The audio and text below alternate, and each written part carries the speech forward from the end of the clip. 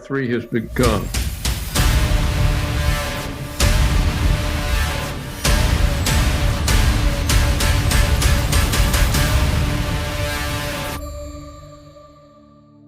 Some of you have heard me say this before. How has it started? We're in a war that is a hybrid war. It started out with the pandemic, or even before that, with the Russian collusion, internal people fighting us. And then the pandemic is not a pandemic. It was a deliberate biological attack on the United States of America and the global world with the intentions of the Chinese, President Xi, to take down our economies, number one. Number two, to impact this election in America in 2020. So when people say we've got a pandemic, understand it. It was a deliberate attack by China. There's no question about it, where it came from, and we must understand that. Now, simultaneous with that, we've had a very evil group in the United States of America. You all know who they are. The legislatures, the judicial, have all failed this Constitution and the Founding Fathers.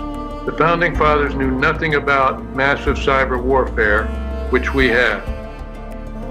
President Trump won in a landslide.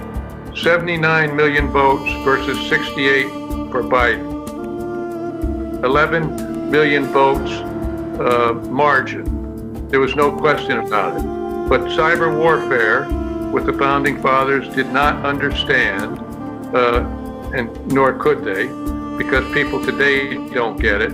That changed it, just like in Georgia. You couldn't have had the two most unskilled clowns win down in Georgia that just won those 2 Senate seats. And the fact is, we've had collaboration, unfortunately, by Republicans and Democrats in this event.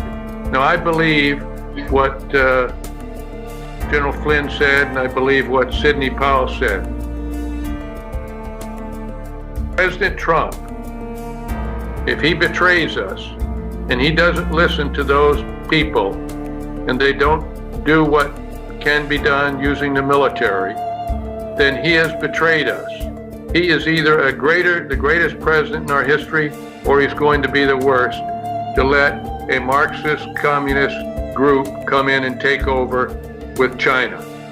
That's what our future is.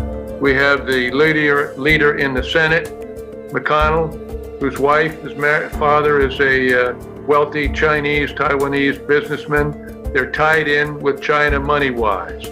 So we have that problem of that Chinese economic influence on our politicians as well as our judiciary.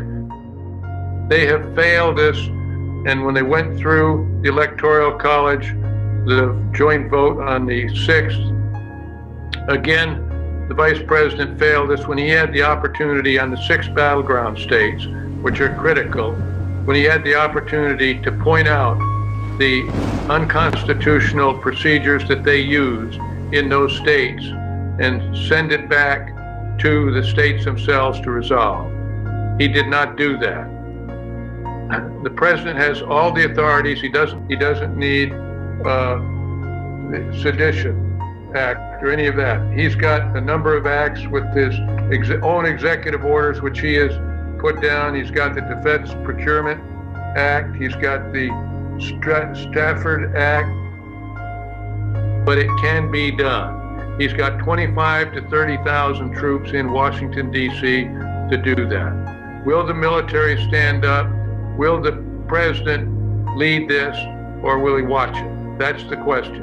If he doesn't, as I said, and I'm strongly behind him now, but he has the opportunity to use Sidney and to use General Flynn to complete this act. We know that it's going to be a Marxist takeover. You've already seen what big tech has done, the censorship. All these things are coming down the road to make that decision. Is he going to do it? We've got to do it ourselves. I believe the dear Lord will help us.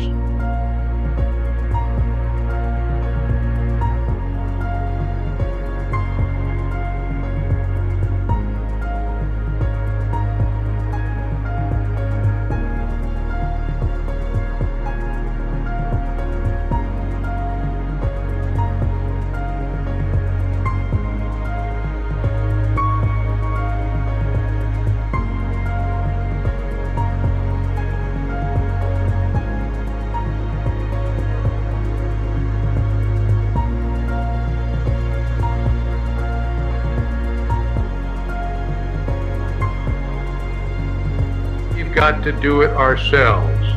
And it's going to be some tough times if we do not.